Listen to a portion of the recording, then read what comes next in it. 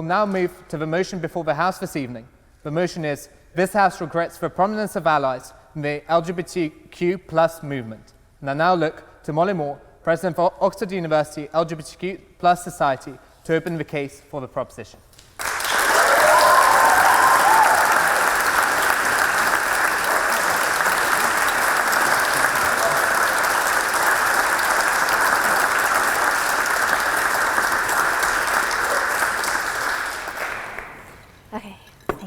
So I'd just like to begin this evening by giving you a quick rundown of the motion at hand and also giving you a quick introduction to the speakers of the opposition.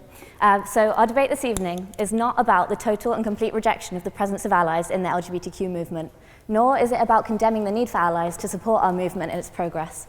The debate at hand concerns the problems of having individuals at the forefront of a movement who do not share the same experiences of oppression and microaggressions which queer, trans, and non-binary individuals are subjected to. This motion requires us, as the proposition, to prove that the prominence of allies in the LGBTQ movement is problematic, and believe me, I don't intend for this to be difficult. For if allies are the prominent ones in the LGBTQ movement, we find ourselves in a microcosmic society whereby LGBTQ people are still subjected and marginalized and treated as second-class citizens in an environment in which we are supposed to be the central voices. The trouble for the opposition in this debate is to somehow determine that the voices of the prominent allies are more important to the LGBTQ movement than those of LGBTQ people ourselves. They must strive to prove that as a movement, we benefit from people like Katy Perry talking about the cure for oppression, which is marriage equality. The same Katy Perry whose lyrics can be said to have homophobic and general queerphobic sentiment and erases what it actually means to be queer. The opposition must also prove to you that allies are equally qualified to speak on behalf of our community. And despite having not experienced any of the symptoms of oppression, which we as LGBTQ people struggle to cope with on a daily basis, are somehow more apt to be able to explain them to you. They must endeavour to prove to you that as allies, they are able to cope and understand what it means and what it feels like when I go out on the street every day with my same-sex partner and am subjected to catcalling and slurs across the board. And also, they need to understand the struggle of non-binary people who every day exhaust themselves trying to explain to those who exist within a cis-heteronormative society that they're actually not just two genders. So, before I bring to you the illustrious and numerous reasons why we must, as a House, reject the prominence of allies in the LGBTQ movement, I must first introduce to you the opposition. So, speaking first for the opposition is the darling Michael Spack, a visiting PPEist from the University of Michigan, who I believe will do an incredibly dedicated and kind job of his role in the union, and is the current LGBTQIA officer for the union itself. And I'd just like to note at this point that A does not mean ally. So also speaking for the opposition is the beautiful Asifa Lahore, known for her contribution to the discourse on the intersections of homosexuality and Islam, and also as the star of Channel 4's documentary on Muslim drag queens. I can say with the utmost honesty that it is an absolute honour to speak before her today. So, finally, for the opposition, we are wholly blessed with the presence of Emily Brothers, who has, during her brilliant career, headed and worked for the Equality and Human Rights Commission, the Disability Rights Commission, and the National Federation of the Blind of the United Kingdom, while also working as the first openly trans Labour parliamentary candidate. Mr. President, these are your speakers, and they are most welcome.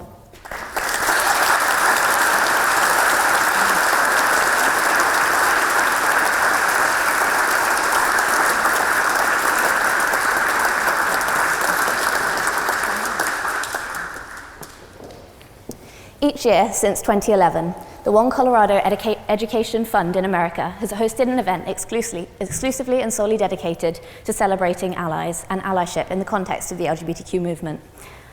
Aptly named the Ally Awards, it aims to commemorate the efforts of allies in improving the lives of LGBTQ people, advocating for education on LGBTQ movement issues and the mobilization of LGBTQ people across America. Although the event may seem relatively harmless in nature, it is built entirely on the basis of a rhetoric which frames homophobia and transphobia as merely symptomatic of attitudinal problems within society related to queerness.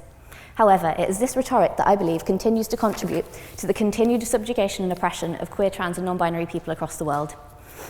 And it is why I thoroughly regret the prominence of allies in the LGBTQ movement and implore this House to do the same. It troubles me, as I'm sure it does other honourable members present here tonight, that in seeking to mobilise queer people, the One Colorado Education Fund has turned to an event which exclusively acknowledges and listens to the voice of allies, namely cisgender heterosexual individuals whose voices are always heard first over ours. Indeed, the concept of ally awards not only cuts out LGBTQ people from our own movement, but it also manipulates the very focus of the movement itself onto the concern of the privileged.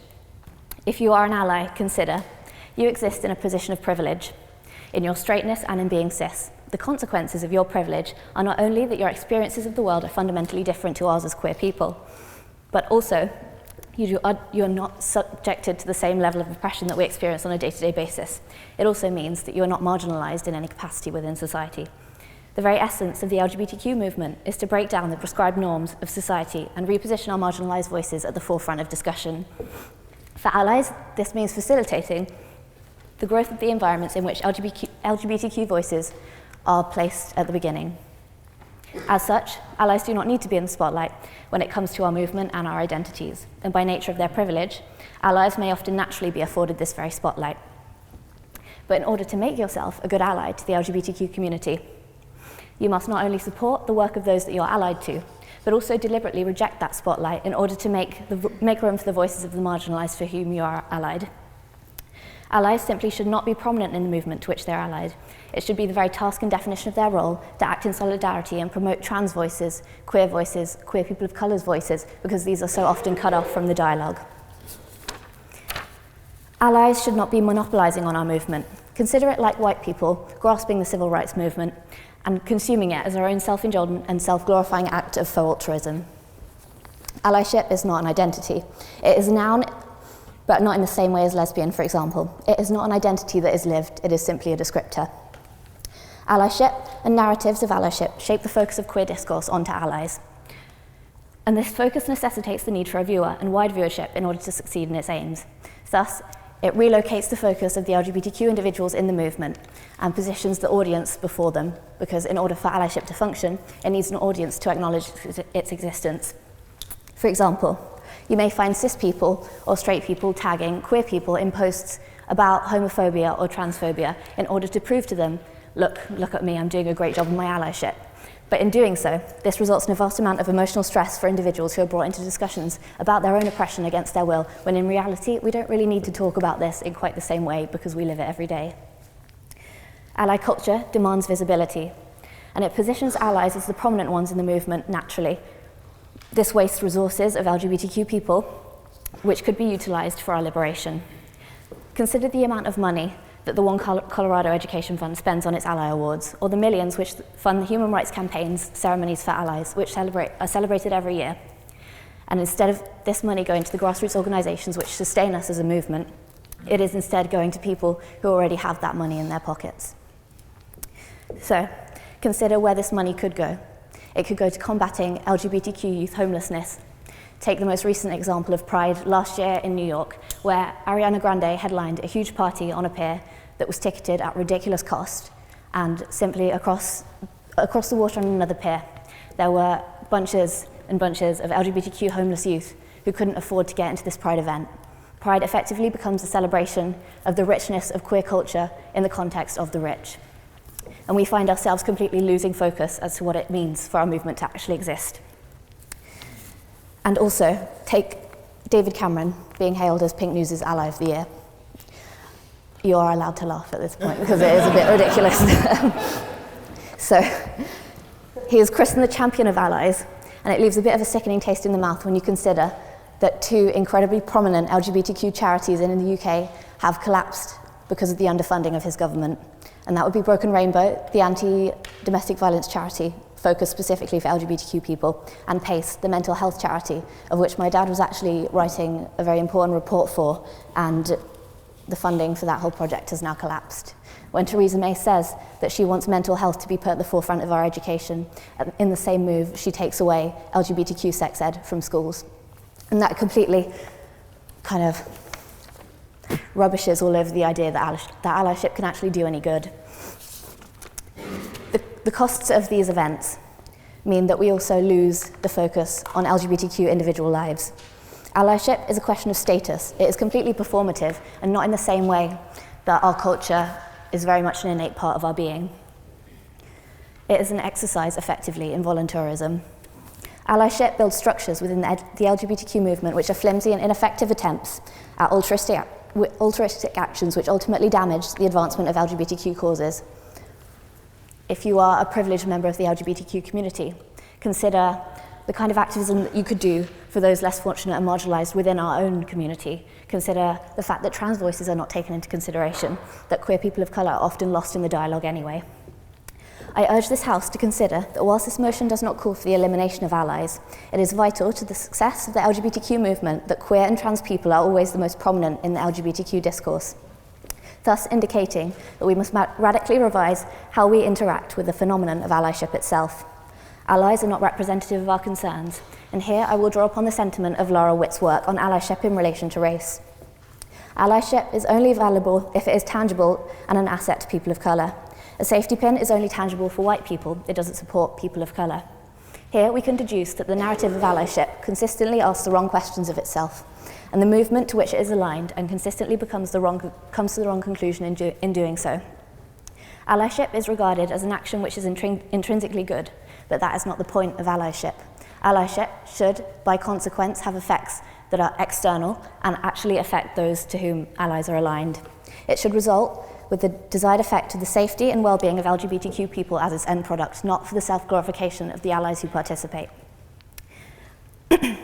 Allyship, with which a movement is consumed, is too inexorably connected to the actions which will not facilitate any conclusion at all, let alone one which will be of benefit to us. Allyship can all too often manifest itself in a sinister move towards the fetishization of queer lives and the appropriation of queer culture. Consider Madonna and her appropriation of voguing, which has historically been a creative outlet for queer people of colour and trans women of colour. Hark back to the drag balls of the 1980s. Consider films such as Paris is Burning, which I implore you all to watch as a consequence of this debate. Few and less acquainted with modern drag culture would necessarily know the origins of voguing, and Madonna is frequently deified by white cis gay men as a beacon of allyship and solidarity for the LGBTQ movement, yet the founders and sculptors of the queer culture from which voguing originated are never credited or even heard about. Not only do allies capitalise on LGBTQ people's subjugation in their prominence, but there are so many prominent allies who use queerness and transness as tools. Take the Tories passing their bill on equal marriage. It is my interpretation that these actions were not of allyship, but intended to win over a majority vote, but that is, of course, up to your discretion to believe or not. The bill itself was opposed by many Tory backbenchers and used to capitalise on the privilege of white cis gay men who have, in many ways, particularly in the UK, transcended from position of outsider to insider within a structural oppression which continues to dominate society.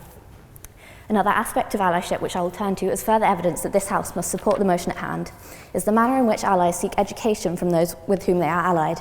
As Mia Mackenzie has written, the people who experience racism, misogyny, ableism, queerphobia, transphobia, classism, etc. are exhausted.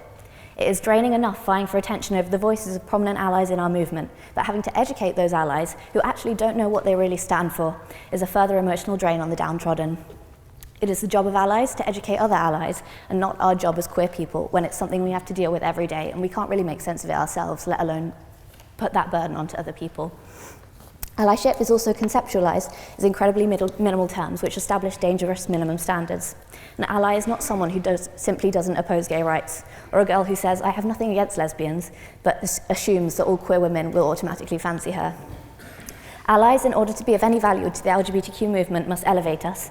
How often do queer people generally get to participate in queer discourse? When has the union had a debate on LGBTQ issues before that only feature queer speakers? Our message is of radical acceptance, not tolerance, and we do not just want to be tolerated. Allies in prominent positions simply water down our messages, and you will find that as a proposition, we must work harder than our oppositional counterparts in the proposition. A vast majority in the audience here are likely allies, and I implore you to recall that this motion is not about the removal of you completely, rather the re-evaluation and re-elevation of LGBTQ voices within our movement in order to recenter our focus and achieve our proper aims. The burden of the opposition here is to somehow prove that it is beneficial for the LGBTQ movement that allies are prominent, without solely relying on the argument that, hey, it's nice to have celebrities repping our cause, when we have proven that the extremely active damage this can do is really not advancing us at all.